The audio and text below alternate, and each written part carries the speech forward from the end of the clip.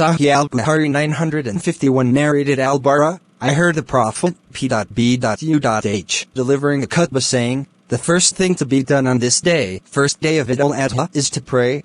And after returning from the prayer we slaughter our sacrifices in the name of Allah, and whoever does so, he acted according to our sunnah, traditions. Sahieh Eal-Bukhari 952 narrated Aisha, Abu Bakr came to my house while two small Ansari girls were singing beside me the stories of the answer concerning the day of bath. And they were not singers. Abu Bakr said protestingly, musical instruments of Satan in the house of Allah's Messenger. It happened on the Eid day and Allah's Messenger said, O Abu Bakr, there is an Eid for every nation and this is our Eid. Sahieh Eal-Bukhari 953 narrated Anas bin Malik, Allah's Messenger never proceeded for the prayer on the day of Eid al-Fitr unless he had eaten some dates. Anas also narrated, the Prophet used to eat odd number of dates. Sahieh Eal-Bukhari 954 narrated Anas, the Prophet said, whoever slaughtered his sacrifice before the Eid prayer should slaughter again. A man stood up and said, this is the day on which one has desire for meat, and he mentioned something about his neighbors. It seemed that the Prophet, I believed him. Then the same man added, I have a young she-goat which is dearer to me than the meat of two sheep. The Prophet permitted him to slaughter it as a sacrifice. I do not know whether that permission was valid only for him or for others as well. Sahieh Eal-Bukhari 955 narrated Al-Bara bin Azib, the Prophet delivered the khutbah after offering the prayer on the day of Nahr and said, whoever offers the prayer like us and slaughters like us, then his nusuk sacrifice will be accepted by Allah. And whoever slaughters his sacrifice before the Eid prayer, then he has not done the sacrifice. Abi Burda bin Nayyar, the uncle of Al-Bara, said, O Allah's Messenger, I have slaughtered my sheep before the Eid prayer, and I thought today is a day of eating and drinking, not alcoholic drinks, and I liked that my sheep should be the first to be slaughtered in my house. So slaughtered my sheep and took my foods before coming for the prayer. The Prophet said, the sheep which you have slaughtered is just mutton, not a nusuk. He, Abu Burda, said, O Allah's Messenger, I have a young she-goat which is dearer to me than two sheep. Will that be sufficient as a nusuk on my behalf?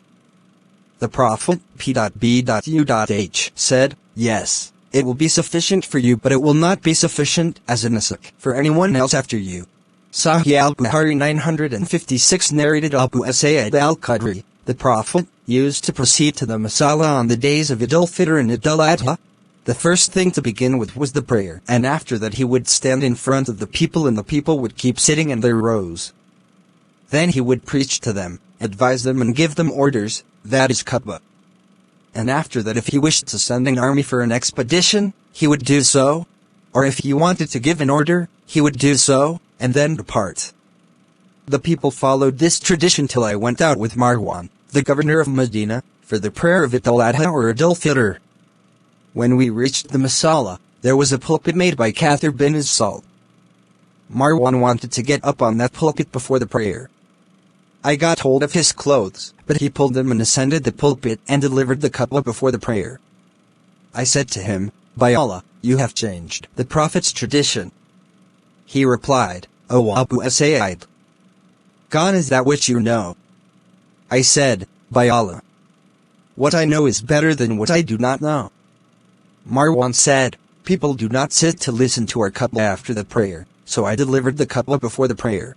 Sahieh Eal-Bukhari 957 narrated Abdullah bin Umar, Allah's Messenger, used to offer the prayer of Eid al-Adha and Eid al-Fitr and then deliver the khutbah after the prayer.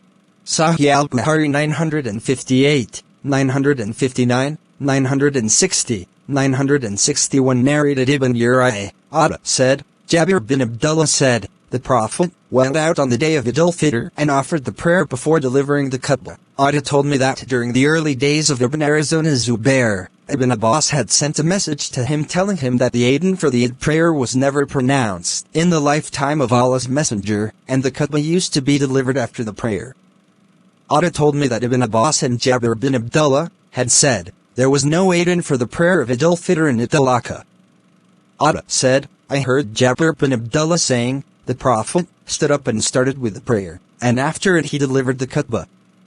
When the Prophet of Allah P.B.U.H. finished the khutbah, he went to the women and preached to them, while he was leaning on Bilal's hand.